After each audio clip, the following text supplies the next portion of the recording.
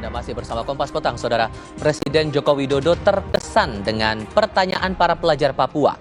Salah satunya soal mengapa ibu kota Nusantara bukan dipindah ke Papua. Kira-kira apa jawaban Jokowi? Simak liputannya berikut ini.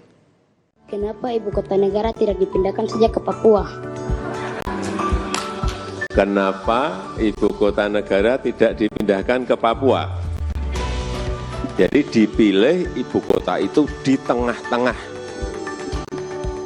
Sehingga dipilih Nusantara di Kalimantan.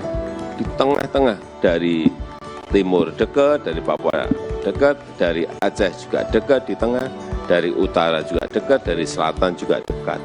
Itu. Jadi dipilih di tengah-tengah. Udah. Ya. Terima kasih. Ini anak-anak ini pinter-pinter banget ya. Pertanyaannya juga sulit-sulit. Presiden Jokowi terkesan mendengar pertanyaan soal ibu kota negara Nusantara yang dilontarkan perwakilan siswa-siswi sekolah dasar asal Papua di Jayapura. Jokowi juga terkesima saat memberi kuis adu hitung cepat. 1.800 ditambah 2.100.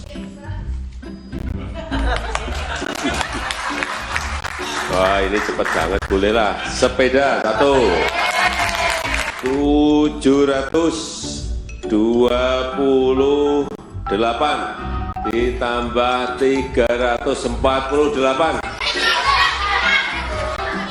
Ini cepat-cepat banget ini. Tanin nggak ikut dulu. Pinter banget ini. Anak-anak pun senang bisa bertemu Presiden Jokowi. Jokowi juga teringat sosok dirinya waktu kecil.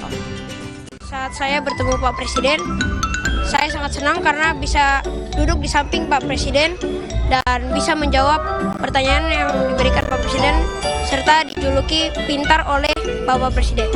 Saya jalan datang ke sini tuh, saya buru-buru, saya pikir terlambat. Ternyata masih bisa.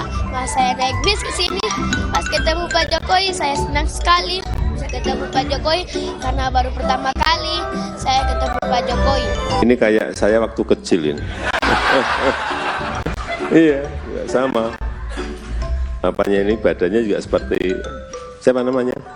Andi. Andi ya, kayak Andi nih dulu badan saya kecil, tinggi kayak gini. Persis saya jadi ingat waktu kecil.